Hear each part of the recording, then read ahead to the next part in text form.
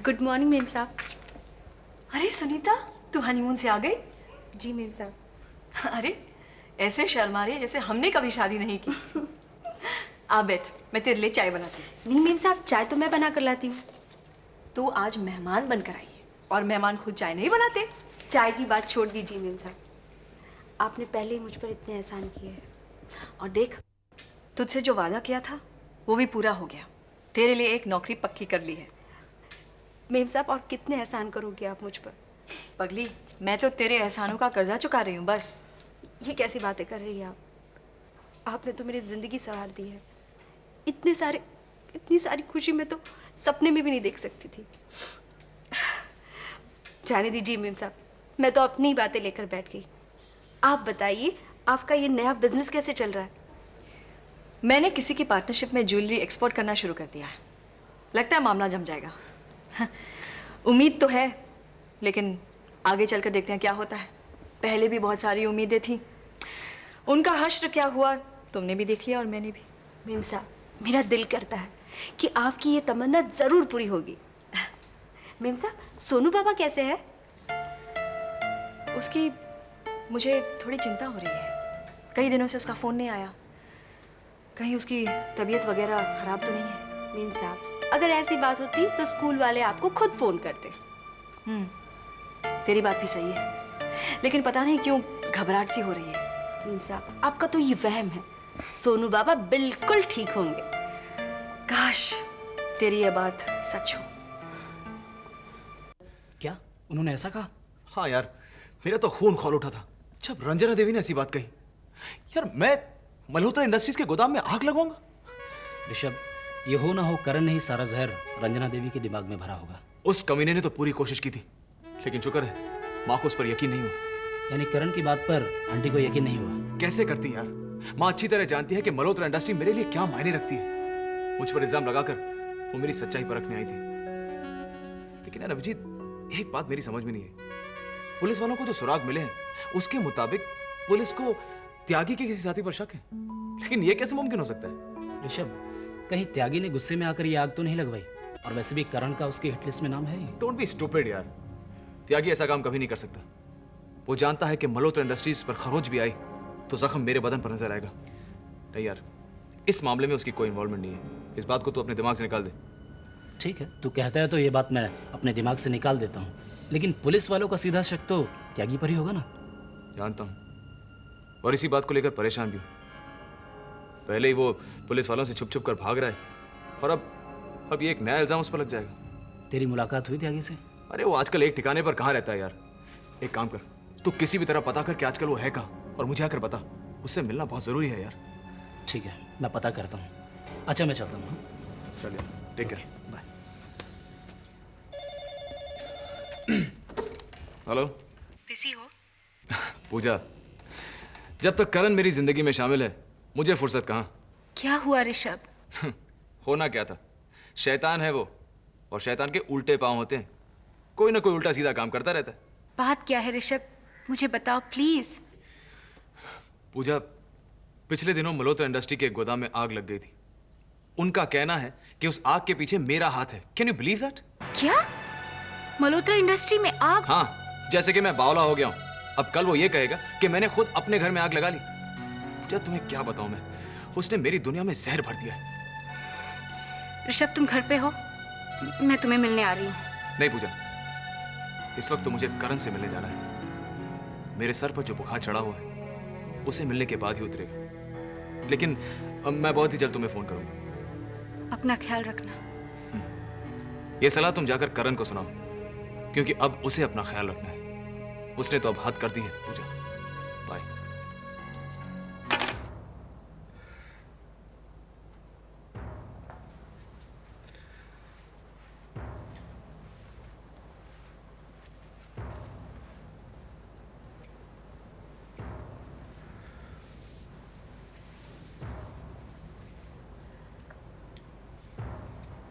नहीं नहीं,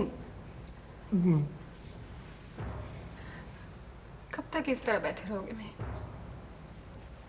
जब तक शीला ये बुरा वक्त चला नहीं जाता, मुझे तो ऐसा लगता है जैसे कि ये पूरा वक्त किस्मत पर जम सा गया है। देखो बहन, अपनी इस मायूसी से बाहर आओ। चलो चल कर कपड़े बदलो, मैं तुम्हें लिखा देती हूँ। नहीं शीला, जब जब गला गमों से भरा हो तो हलक के नीचे निवाला कैसे उतरेगा? कैसे? कम से कम जाकर कपड़े तो बदलो, सुबह से इन्हीं कपड़ों में बैठे हुए हो। चलो। नहीं शीला, अगर अगर कपड़े बदलने से हालात बदल सकते हैं तो यकीन मानो मैं अपनी चमड़ी बदलने के लिए तैयार हूं। मुझे कपड़े बदलने से पहले तुम हालात को क्यों नहीं कहती कि वो बदल जाए? जानती हो, ये हालात बद से बदतर होते जा रहे हैं। देखो बहन, अगर ऐसा है तो हालात तुम पे हावी हो जाए, इससे बेहतर तो ये होगा कि तुम हालात पे हावी हो जाओ। इस तरह हाथ में हाथ धरे बैठे रहने से कुछ नहीं होगा बहन। जानता हूं, लेकिन शीला, जब हाथ की लकीरें आड़ी टेढ़ी खिंची हो और उन लकीरों के दरमियान बदनसीबी का कुआं हो, तचोरी हो, हर तरफ बदनसीबी हो, ऐसी सूरत में आदमी हाथ पर हाथ धर कर ना बैठे तो फिर क्या करे? क्या? नहीं मैं, देखो, तुम्हें अपने पैरों पे खड़े होकर पूरी ताकत के साथ इस मुसीबत का सामना करना पड़ेगा। फिर देखो किस तरह सारे दुख दुम दबाकर भाग जाएंगे। शीला, अब तो तुम्हारी बातें भी दिल में बहलाती हैं। एक बार नहीं, कई बार मैंने खड़े होने की कोशिश की, लेकिन अंत में क्या हुआ? अपने मुंह के बल गिरी गया ना। हर बार ऐसा होता है। क्यों ऐसा होता है मेरे साथ? क्यों? जानती हो, अगर मेरी परेशानियों की बात है तो मैं अपनी परेशानियां बर्दाश्त कर सकता हूं, लेकिन नीतू, मुझसे उनका कम देखा नहीं जाता। एक तरफ नीतू का कम है, दूसरी तरफ नीतू का दर्द। मैं क्या करूं? मैं इन बात को समझने की कोशिश करो। तुम अगर इस तरह कमजोर पड़ जाओगे तो बाकी सारे लोग तो हार ही मान लेंगे, और तुम्हारी ये निराशावादी बातें रितु और नीतू को और हौसला देने के बजाय उनके दुख को और बढ़ाएंगी। जानता हूं, लेकिन शीला, रितु की परेशानी तो बढ़नी है, बेहद और बेहिसाब बढ़नी है। सुनील अगर उससे छूट गया ना तो सब खत्म हो जाएगा। रितु फिर अंधकार के गमों के उस कुएं में वापस चली जाएगी, और जानती हो, इस बार उसे उस कुएं से निकालना नामुमकिन हो जाएगा। It just won't be possible। Sunil Ritu की जिंदगी में एक लहर की तरह है। अगर वो लहर उससे छूटती है तो वो खुद बह जाएगी, रितु खुद बह जाएगी, और फिर तो ये लहरें रितु को कहां ले जाएंगी, इसका किसी को कुछ पता नहीं। देखो नहीं, अगर तुम्हें रितु की वाकई इतनी चिंता है तो तुम्हें करना ये चाहिए कि जाकर सुनील के माँ बाप से फिर से इस रिश्ते के लिए बात करो। नहीं, ऐसा मत कहो। मैं ऐसा हरगिज़ नहीं कर सकता हूँ। बहन, तुम्हें तो सबसे पहले ये डिसाइड करना पड़ेगा कि तुम्हारे लिए तुम्हारा स्वाभिमान ज्यादा जरूरी है या तुम्हारी बेटी। मेरी बेटी? तो फिर तुम जाकर उनसे इस रिश्ते के लिए बात करो, उन्हें इस बात के लिए कन्विंस करो। बहन, रितु को तुम्हारी जरूरत है। रितु और नीतू को तुम इस तरह बेसहारा नहीं छोड़ सकते। ठीक है शीला, अगर तुम भी कहती हो तो मैं अपने स्वाभिमान का गला घोंटकर एक बार सुनील के माँ बाप से मिलने फिर जाऊंगा।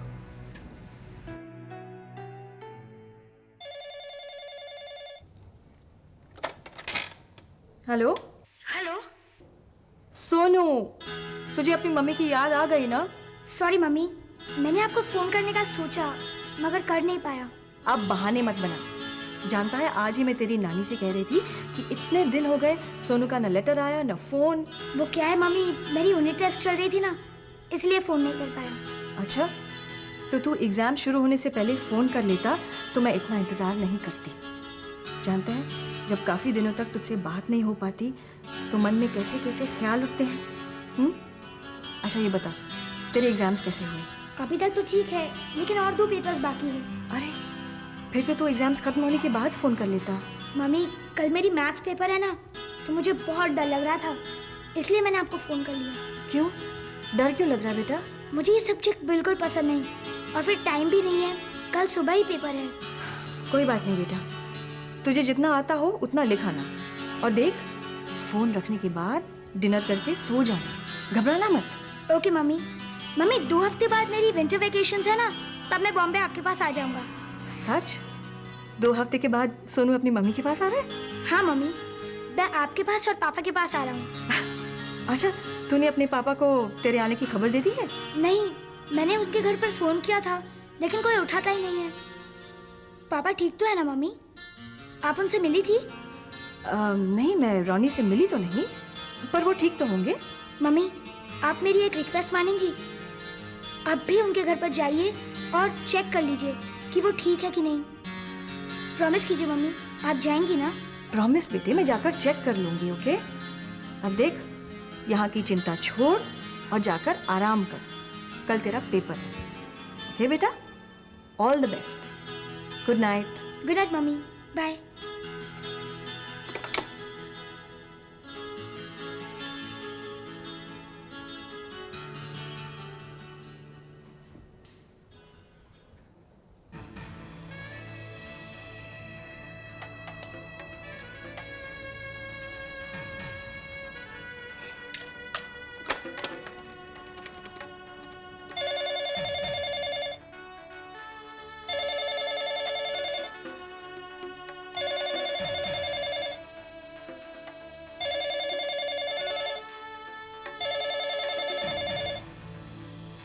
Come on, Ronnie, pick up the phone.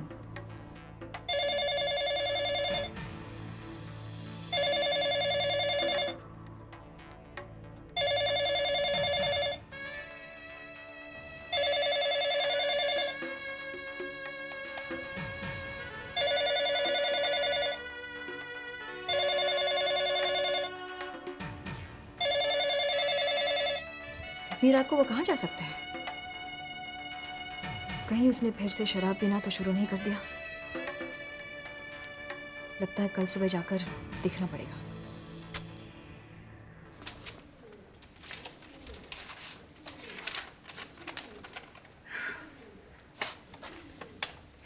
Dear Rakshanda, ये खत लिखकर मैं उन लम्हों की यादों को बटोर लेना चाहती हूँ जिन्होंने मेरी जिंदगी को सबसे हसीन दौर बख्शा था, जिसका सबसे बड़ा हुस्न तू थी।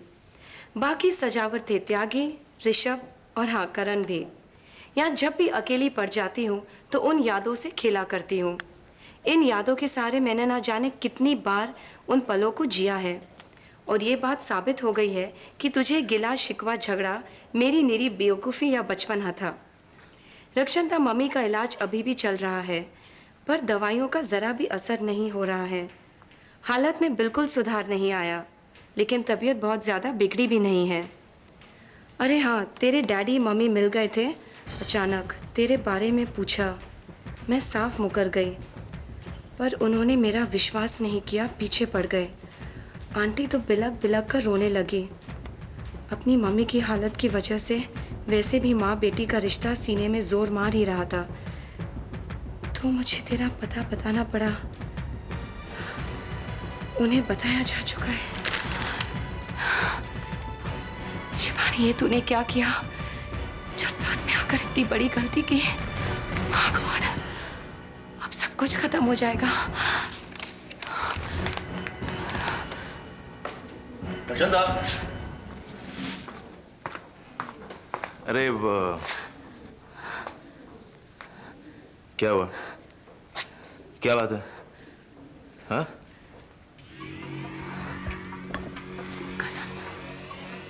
सब कुछ खत्म हो जाएगा।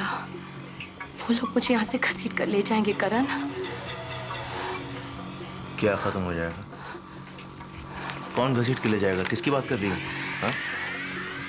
कौन घसीट के ले जाएगा रक्षांदा? जवाब दो ना, कौन ले जाएगा? क्या क्या बात क्या कर रही हो? सॉरी करण, मैंने एक खौफनाक ख्वाब देखा। पल भर के लिए उससे मैं हकीकत समझ बैठी। I am sorry. क्या क्या ख्वाब देखा? हाँ? करण, मैंने देखा कि कुछ लोग मुझे तुमसे जुदा कर रहे हैं और एक ऐसी दुनिया में ले जा रहे हैं जहाँ इस दुनिया का छोर भी नजर नहीं आ सकता।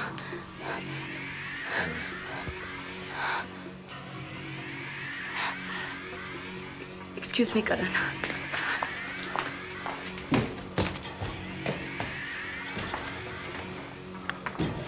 करण!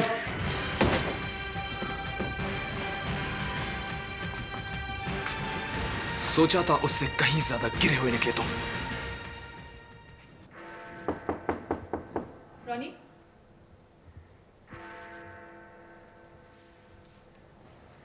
रॉनी तुम कहाँ हो? रॉनी,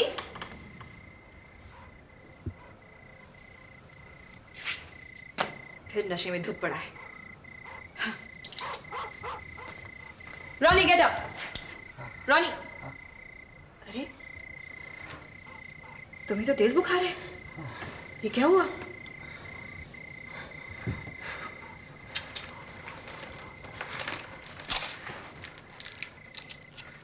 रॉनी उठो, रॉनी उठो, रॉनी,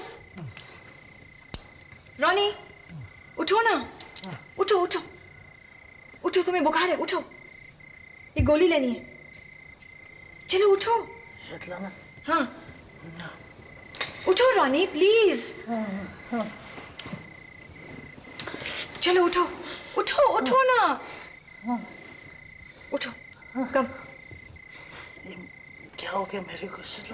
तुम्हें बुखार है, गोली ले लो, पानी पी लो।